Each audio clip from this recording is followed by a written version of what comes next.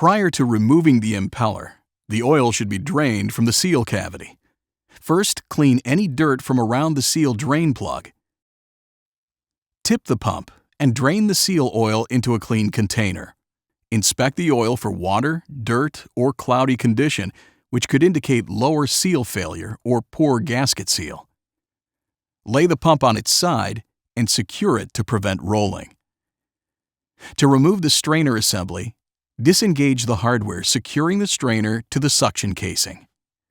To remove the suction casing, disengage the hardware securing the suction casing and seal plate to the motor housing. Remove the suction casing, then remove and discard the casing gasket.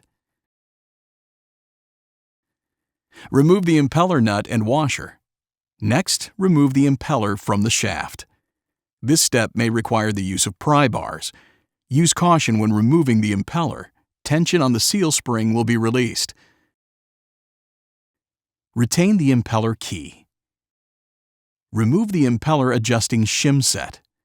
For ease of reassembly, tie and tag the shims or measure and record their thickness.